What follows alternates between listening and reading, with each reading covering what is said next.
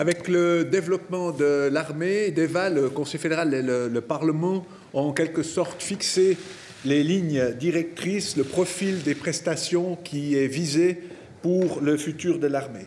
L'objectif, c'est d'améliorer la disponibilité de l'armée, meilleure possibilité de mobilisation, l'instruction aussi, d'équiper intégralement les formations en moyens modernes et de renforcer aussi un ancrage régional, donc une meilleure décentralisation. L'armée disposera dorénavant d'un effectif de 100 000 militaires et elle a un budget qui sera augmenté à 5 milliards de francs par an. Le Conseil fédéral considère qu'un plafond des dépenses de 20 milliards de francs n'est pas conciliable avec les objectifs poursuivis et les économies demandées dans le cadre du programme de stabilisation.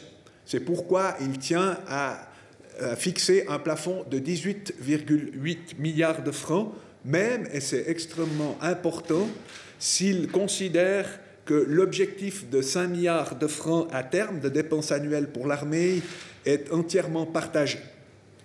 Selon les priorités du Conseil fédéral en matière de politique financière pour les années 2016 à 2024, ce montant de 5 milliards de francs sera atteint et même dépassé à partir de l'année 2021. Concernant le programme d'armement 2016 proprement dit, le Conseil fédéral propose au Parlement d'accepter 6 projets d'armement et un crédit cadre d'un montant total de 1,3 milliard de francs.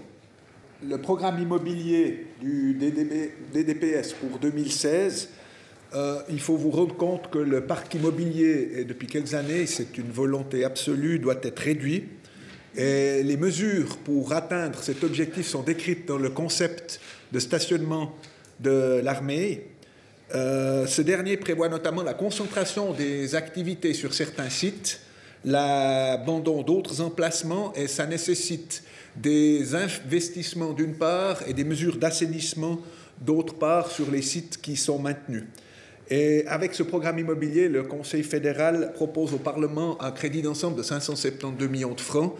Il faut savoir que l'économie suisse, je crois que ce n'est pas négligeable à relever en ces temps plutôt difficiles, profite des acquisitions d'armement ainsi que des investissements immobiliers. Au total, ce sont quelques 1362 millions de francs qui vont déployer leurs effets sur les emplois en Suisse. Et ces dépenses vont être investies naturellement dans l'industrie locale et renforcer la place économique suisse.